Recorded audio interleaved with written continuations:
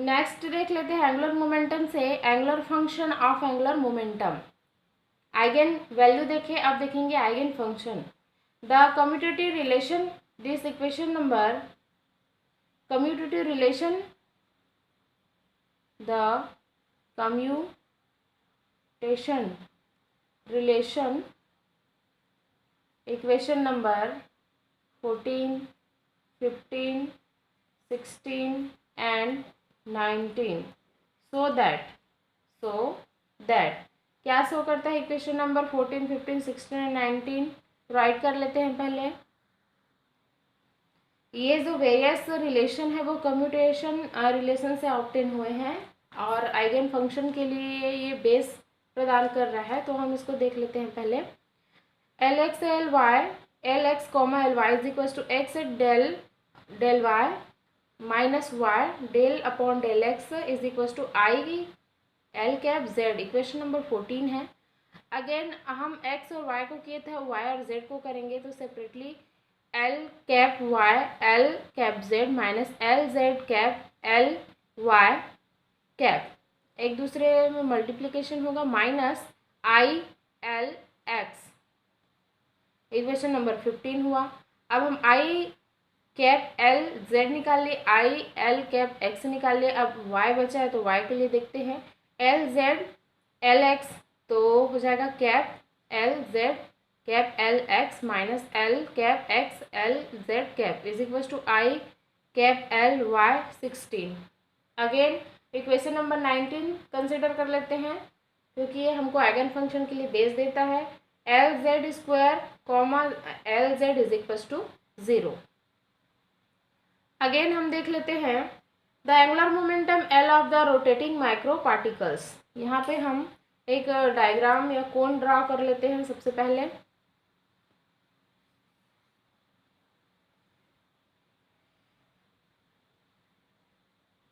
एक कोन ड्रा करते हैं। इस कोन को हमको रोटेट करना है जेड एक्सिस पे।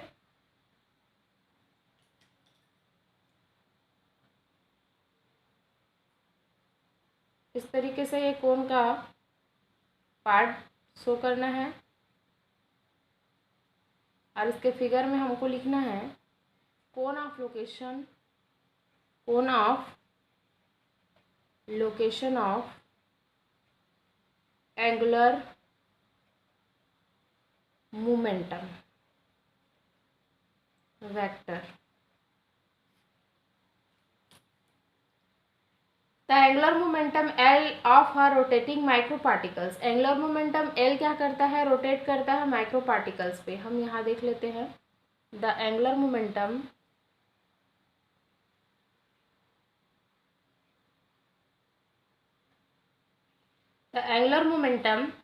L of rotating micro particles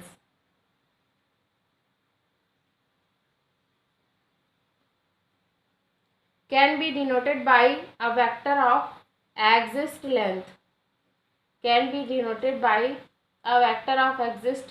L with one and only one of its component के साथ हम क्या करेंगे, इसको वेक्टर के फॉर्म में डिनोट करेंगे। तो ये जो कंपोनेंट होगा वो क्या होगा, LZ। Previously defined as the other two value इसके प्रीवियसली डिफाइन किया है वो क्या है, LX है और LY है। Are the uncertain the vector में B anywhere on the surface. ये जो है सरफेस पर एनीवेयर पाया जाएगा। द वेक्टर में B anywhere on the surface of a cone those exist conclude with the z axis. In fact its will correspond to the vector L passing around the z axis ये हमको z axis तो हुआ है कोन पे। The equation number 14, 15, 16 and 19 give a quantum mechanical definition of angular momentum। ये जो है equation number जो आपको 14 है, 15 है, 16 है और 19 है, ये क्या करता है, क्वांटम मैकेनिकल है।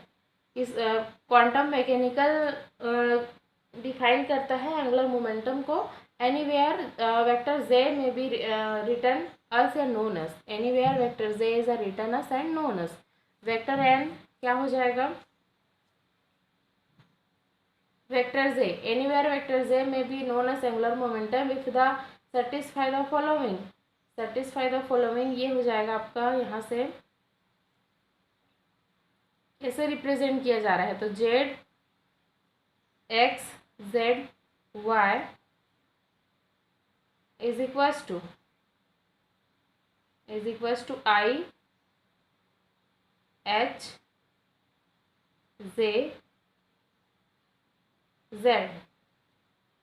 अगेन इसको हम कैसे रिप्रेजेंट कर सकते हैं, J Y J Z is equals to I H J X. Again इसको मॉडिफाई करेंगे तो क्या होगा, जे जेड जे एक्स हो जाएगा, क्योंकि इक्वेशन नंबर 14, 15, 16 के रूप में लेना है हमको। तो हो जाएगा I H J Y.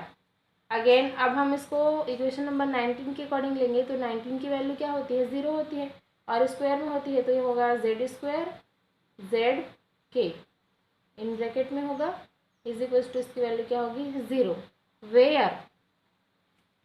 Where is K is equal to X Y और जेड हो सकता है, and Z square is equal to क्या हो जाएगा फिर, जेड स्क्वायर एक्स हो सकता है, जेड स्क्वायर वाई हो सकता है, प्लस जेड स्क्वायर जेड भी हो सकता है। अब इसमें हम देखेंगे are rotating system is thus characteristic by two operator. Are rotating system in thus characteristic by two operators।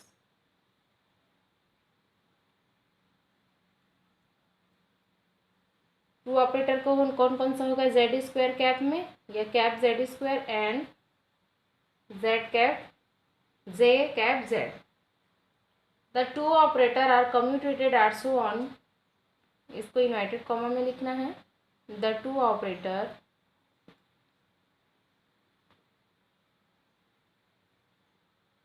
Are commutative and so can have common eigenfunction,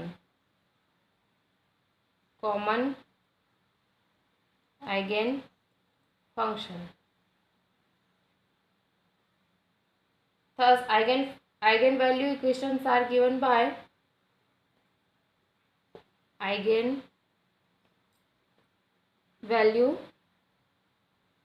equations are given by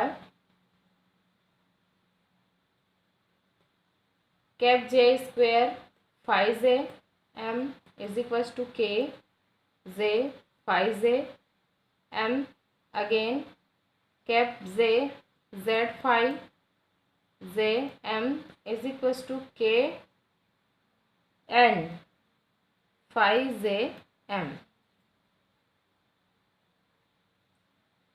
where is the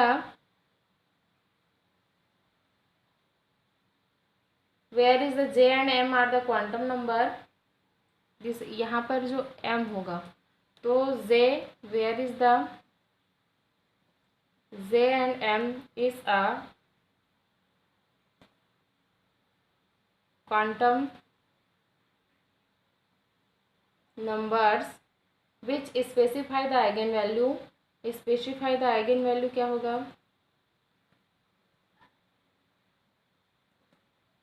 kj and km and together the eigenfunction phi j m।